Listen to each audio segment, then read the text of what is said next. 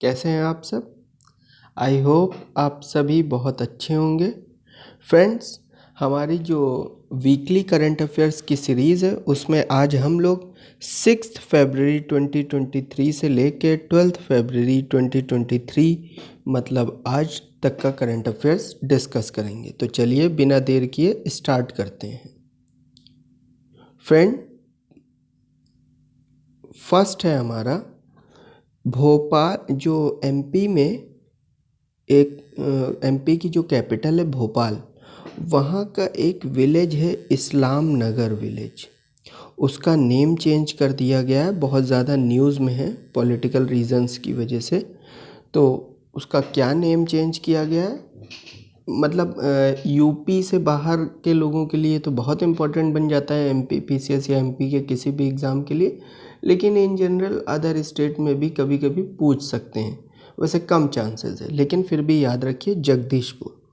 6th SCO Shanghai cooperation organisation की एक meeting हुई है लीडर्स की। किस लीडर्स की? सुप्रीम ऑडिट इंस्टीट्यूशंस, SAI जिसे बोलते हैं, उनके लीडर्स की मीटिंग हुई है, जिसमें हेड किसने किया है? GC मुर्मू जी, जो हमारे CAG हैं प्रेजेंटली इंडिया के। कहाँ पे हुई है? लखनऊ में हुई है, उत्तर प्रदेश के लखनऊ में हुई है। ठीक है। अब इसी से जब controller auditor general of India की बात हुई है तो देख लेते हैं इंडियन कॉन्स्टिट्यूशन में किस आर्टिकल में इसका जिक्र है। 148 से 151। प्रेजेंटली हमारे CAG GC मुर्मू जी हैं। और कभी कभी पूछ लेता है मतलब इंडिपेंडेंट इंडिया के फर्स्ट CAG कौन थे? तो वो थे V नरहरि राव। कौन थे? V Narahari Rao first CAG थे इंडिपेंडेंट इंडिया के। वैसे ओवरऑल फर्स्ट CAG तो ब्रिटिशर थे, वो इतना इम्पोर्टेंट नहीं है, पूछा जाएगा। लेकिन आज़ादी के वक्त, इंडिपेंडेंस के टाइम, V नरहरि राव थे CAG ऑफ इंडिया। काला घोड़ा आर्ट फेस्टिवल कहाँ? मुंबई में मनाया जाता है। PM मोदी को मोस्ट पॉपुलर ग्लोबल लीडर फिर से डिक्लेयर किया गया है 78% अप्रूवल रेटिंग के साथ, US बेस्ड किसी फर्म के द्वारा। ठीक है। पहला वीज़ा फैसिलिटेशन सर्विस, VFS जिसे बोलते हैं, global joint visa application centre खोला जा रहा है। First VFS global joint visa application centre कहाँ खोला जा रहा है? उत्तर प्रदेश के लखनऊ में। ठीक है फ्रेंड, उत्तर प्रदेश के लखनऊ में दो चीज़ें हो गई। 6 शंघाई कोऑपरेशन ऑर्गेनाइजेशन की सुप्रीम ऑडिट इंस्टीट्यूशन लीडर्स की मीटिंग भी लखनऊ में हुई, और पहला वीज़ा फैसिलिटेशन सेंटर ग्लोबल खोला जा रहा है लखनऊ में। Real time source appropriation super site, ये क्या करेगा? रियल टाइम मतलब लाइवली जो हो रहा है, रियल टाइम में दिखाएगा। एप्रोप्रिएशन एपोर्शनमेंट सुपर साइट, ये क्या हेल्प करेगा कि पॉल्यूशन को चेक करने के लिए कौन कौन से स्टेप्स लेने चाहिए, टाइमली स्टेप्स लेने के लिए कि पॉल्यूशन के अगेंस्ट। ये कहाँ पे सबसे ज़्यादा प्रॉब्लम कहाँ है इंडिया में? दिल्ली में है। इसलिए दिल्ली के लिए ही ये दिल्ली की गवर्नमेंट ने लॉन्च किया। Wanderers, Kings, merchants, the story of India through it's languages, ये किसने बुक लिखी है? पेगी मोहन ने लिखी है। जूप क्या है फ्रेंड?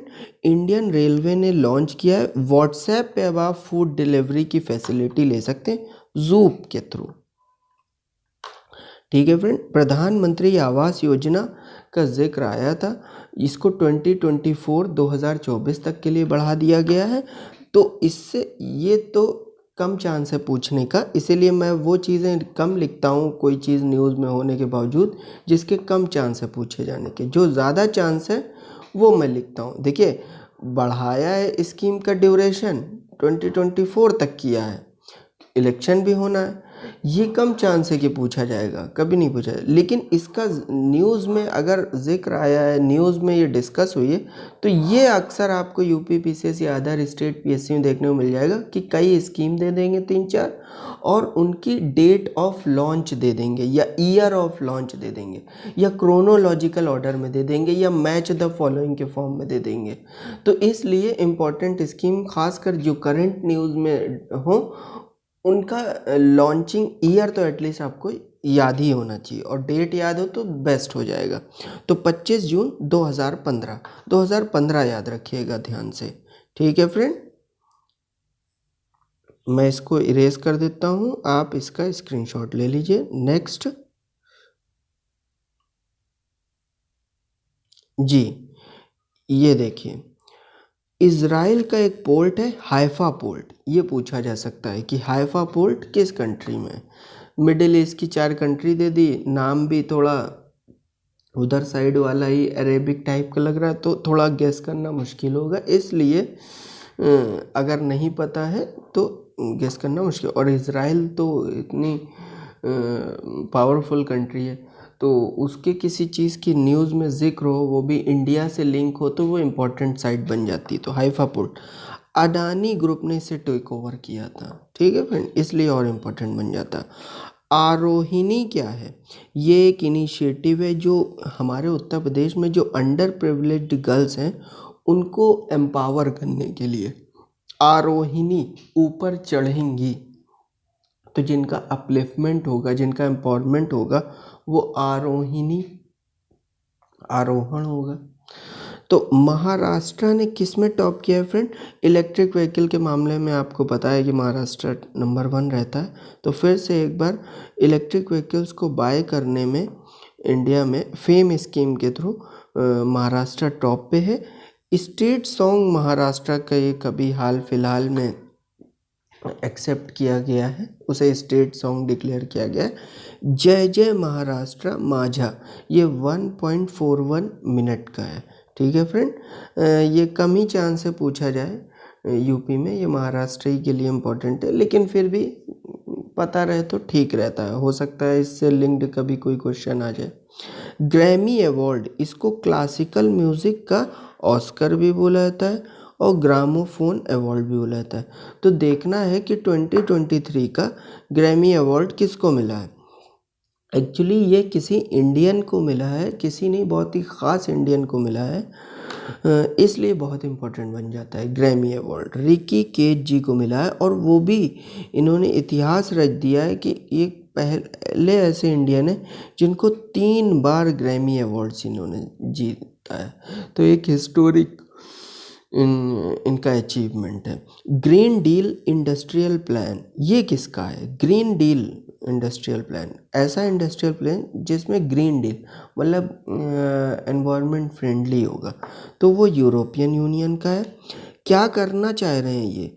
यूरोप का जो नेट ज़ीरो इंडस्ट्री है ना, यूरोप क्या है उसकी तरफ ज़्यादा बढ़ने की कोशिश कर रहा है कि नेट ज़ीरो एमिशन हो। तो नेट ज़ीरो इंडस्ट्री में कॉम्पिटिटिवनेस को बढ़ाने के लिए, कि मतलब हर यूरोप की हर कंट्री चाहे कि मैं नेट ज़ीरो इंडस्ट्रीज़ अपने यहाँ ज़्यादा से ज़्यादा सेटअप करूँ, प्रमोट करूँ and support the fast transition to climate neutrality की तरफ बहुत तेज़ी से ट्रांजिशन हो। तो क्लाइमेट न्यूट्रलिटी का मतलब कार्बन ज़ीरो नहीं हो रहा है, कार्बन का एमिशन हो रहा है, लेकिन उसे कंपनसेट कर दे रहे हैं दूसरी तरह से, तो न्यूट्रल हो जा रहा है, उसका इफेक्ट एनवायरनमेंट पे नहीं हो रहा है। ठीक है फ्रेंड, ज़ीरो ड्राफ्ट लेके आया, कौन लेके आया है? ये WHO लेके आया, और WHO की इंटर गवर्नमेंटल नेगोशिएटिंग बॉडी है INB, उसने ज़ीरो ड्राफ्ट पब्लिश किया। किस चीज़ पे? पेंडेमिक ट्रीटी पे, जो कोविड-19 आया था उसके बाद। तो ज़ीरो ड्राफ्ट, बस ऐसे याद रखिए, ज़ीरो ड्राफ्ट WHO। ठीक है, nuclear fusion breakthrough with world's first super magnet, दुनिया का पहला सुपर मैग्नेट देखा गया है, मतलब उसका ब्रेक थ्रू हुआ है न्यूक्लियर फ्यूज़न के थ्रू। और किसने किया? UK की एक फर्म है टोकामेक एनर्जी। मतलब ये बताया जा रहा है कि इसका जो मैग्नेटिक इफेक्ट है इस सुपर मैग्नेट का, वो लैक्स टाइम्स ज़्यादा स्ट्रॉन्गर है जो अर्थ का मैग्नेटिक एरिया है, सोचिए।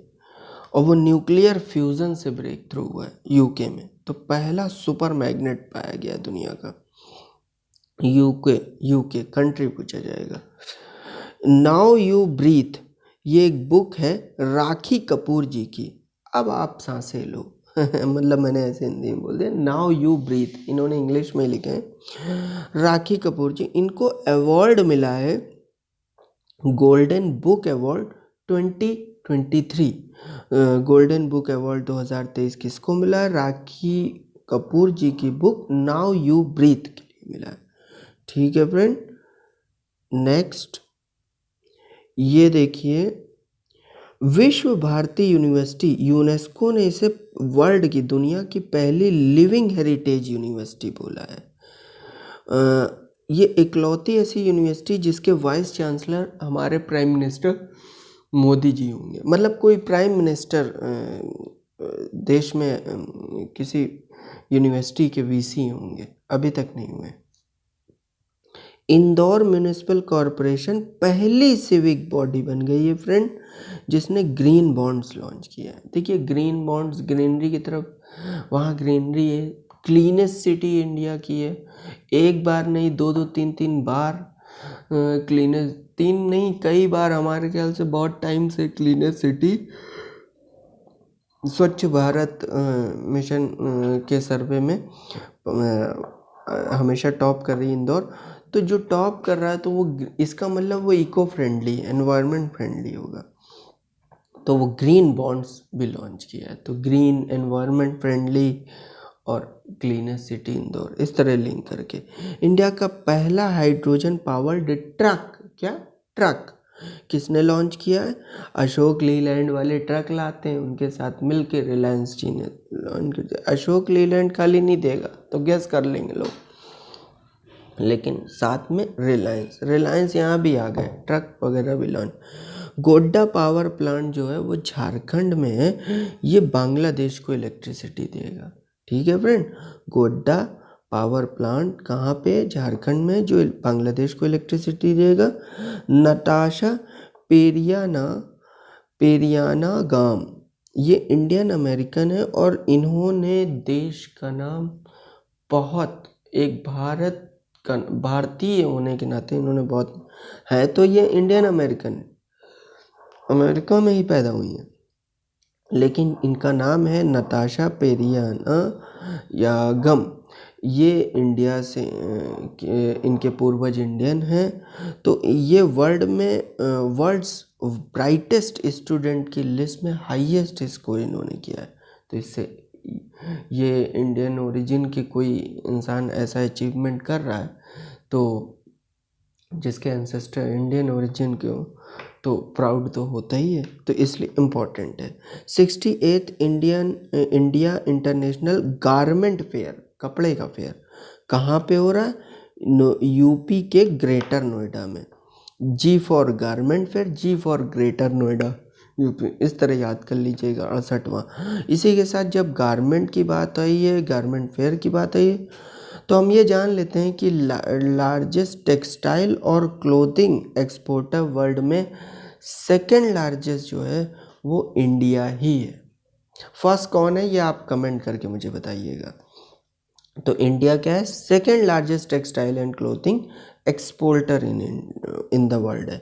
सबसे हाईएस्ट मून अब जुपिटर के हो गए 92। कितने फ्रेंड जुपिटर के? 92। और सैटर्न के कितने? 83।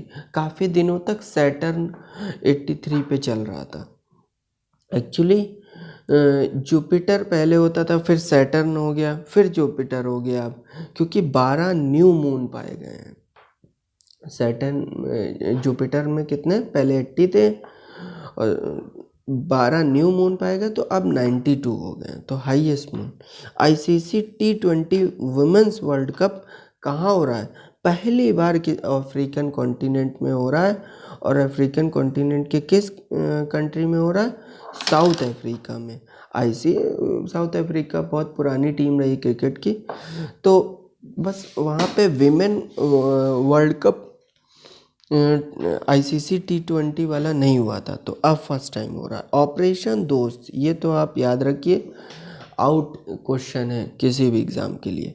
ये अर्थक्वेक आया है जो टर्की और सीरिया में, तो उसमें ह्यूमैनिटेरियन एड जो इंडिया दे रहा है उसके लिए है। ठीक है फ्रेंड। अब देखिए, नम्मा क्लिनिक, ये किस स्टेट की गवर्नमेंट ने लॉन्च किया? कर्नाटका गवर्नमेंट ने। ये एक्चुअली क्या करेंगे, प्राइमरी हेल्थ केयर सर्विसेज देंगे। किसको देंगे? जो वेल ऑफ है उनको तो दी नहीं जाती ज़्यादातर, government scheme poor under privilege के लिए होती हैं। तो ये वल्नरेबल सेक्शन, स्पेशली वल्नरेबल में कौन है? अर्बन पुअर का ध्यान रखा गया है, और डेली वेज वर्कर्स को। ठीक है friend, urban poor and daily veg workers. तो विक्ट्री सिटी एक बुक है, किसने लिखी है? सलमान रश्दी जी ने। ये पूछा जाएगा बहुत एग्जामों में कि विक्ट्री सिटी किसने लिखी है? सलमान रश्दी ने लिखी है। बहुत ही कंट्रोवर्शियल राइटर भी रहे हैं अक्सर ये। इन्होंने बुक लिखी है विक्ट्री सिटी।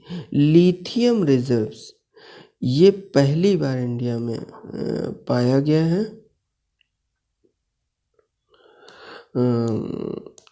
पहली बार इंडिया में पाया गया जम्मू कश्मीर के रियासी डिस्ट्रिक्ट में। लिथियम रिजर्व जो है वो पहली बार इंडिया में पाया गया है जम्मू कश्मीर के रियासी डिस्ट्रिक्ट में।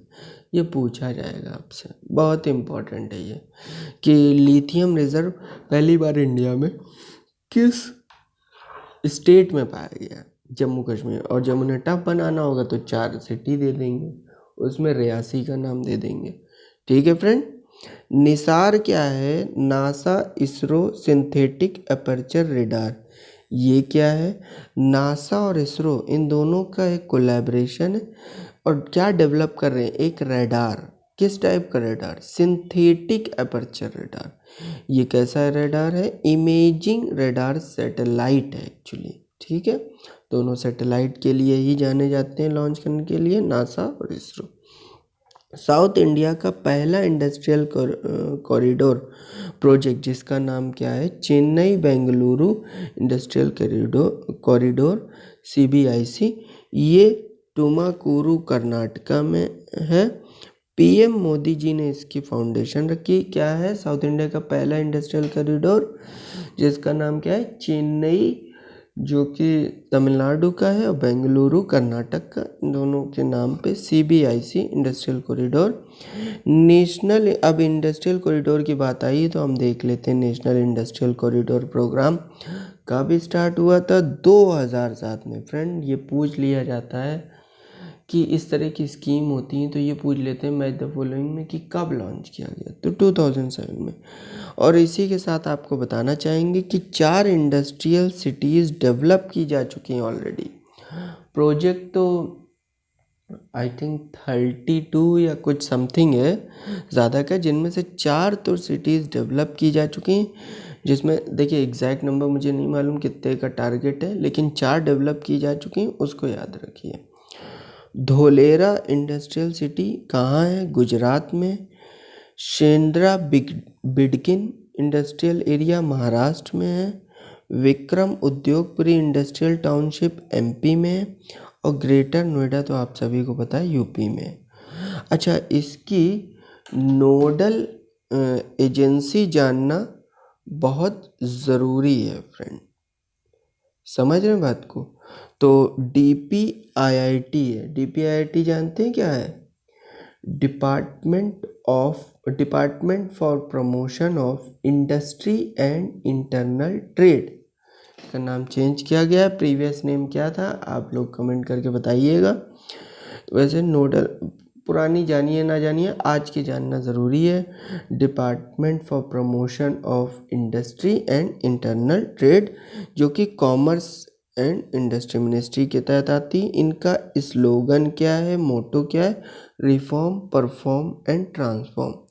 सुधार लाइए, अच्छे से काम कीजिए और उसे बदलाव लाइए। ठीक है। रोहित शर्मा जी पहले ऐसे इंडियन कैप्टन बन चुके हैं। क्या बन चुके हैं? कैप्टन बन चुके हैं, जिन्होंने सेंचुरीज स्कोर किए तीनों formats of international cricket. 3 format कौन कौन से बताइए? एक वनडे है, एक टेस्ट है, तीसरा कौन सा है? T20 है आई थिंक। तीनों format. One family one ID scheme, ये उत्तर प्रदेश सरकार ने लॉन्च किया। आजकल फॉर्म भी भराया जा रहा है, आप इसको देख सकते हैं। ये आइडेंटिफाई करना चाहते हैं फैमिली को as a unit for implement करने के लिए 1 जॉब पर फैमिली प्रपोजल। एक प्रपोजल दिया गया 1 जॉब पर फैमिली का, उसको इम्प्लीमेंट करने के लिए फैमिली को एक यूनिट मान के ये देखना चाहते हैं कितनी फैमिलीज़ यूपी में है और कितनी जॉब हम प्रोवाइड कर सकते हैं अगर वन फैमिली को एक यूनिट माना जाए। ठीक है फ्रेंड आई होप आपको इनिशिएटिव बहुत पसंद आ रहा होगा। हमारे वीडियोस को लाइक कीजिए, चैनल को सब्सक्राइब कीजिए और खूब शेयर कीजिए। और यकीन मानिए मेरे करंट अफेयर जो फॉलो करता आ रहा है और आगे करता रहेगा, इसके बाहर से एक भी सवाल क्वेश्चन मिलने वाला नहीं है। Keep following, keep motivating us. Thank you very much friends, bye bye.